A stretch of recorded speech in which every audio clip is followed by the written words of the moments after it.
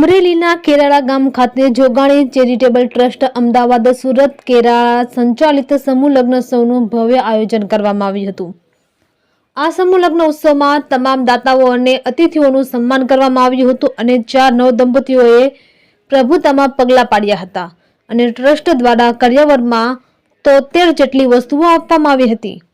આ સમૂહ લગ્ન ઉત્સવમાં જાન આગમન બપોરે 5 કલાકે તેમજ હસ્તમેળાપ સાંજે 6 કલાકે અને સાંજે 9:30 કલાકે કન્યા વિદાય થઈ હતી। આ સમૂહ લગ્ન ઉત્સવમાં જોગાણી ચેરિટેબલ ટ્રસ્ટ અમદાવાદ સુરત કેરાળાના હોદ્દેદારો અમદાવાદ અને સુરતથી મહેમાનો પધાર્યા હતા અને કેરાળા ગામના લોકો બહોળી સંખ્યામાં આ સમૂહ લગ્ન ઉત્સવમાં જોડાયા હતા। રિપોર્ટર ભાવેશ વાઘેલા, અમરેલી। આજના કાર્યક્રમમાં એવું છે કે આ જે છે એ કેરાળા જોગાણી ચેરિટેબલ ટ્રસ્ટ છે, એમાં 4 સમૂહ લગ્નમાં જોડાણા છે। એ નવદંપતીઓ જે જોડાણા એને હિસાબે અમદાવાદ, સુરત અને કેરાળા એમાં બધાનો સહયોગ છે।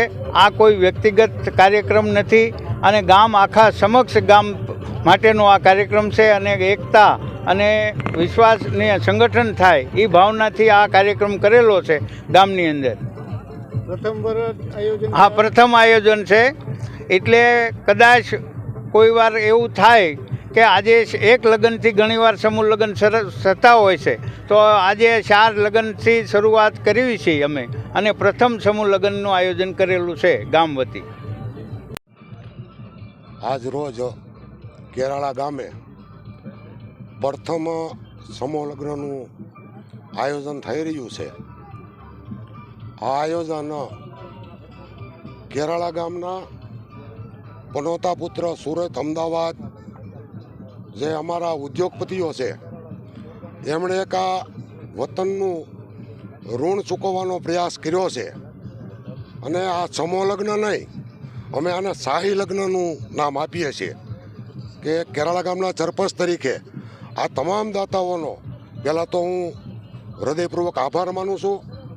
ભવિષ્યમાં કેરાળા ગામમાં આવા ને આવા કાર્યક્રમો થતા રહે અને કેરાળા ગામની શોભામાં કાયમિક આવા દાતાઓ વધારો કરતા રહે, તો આ દાતાઓનો હું આ તકે ખૂબ ખૂબ આભાર માનું છું।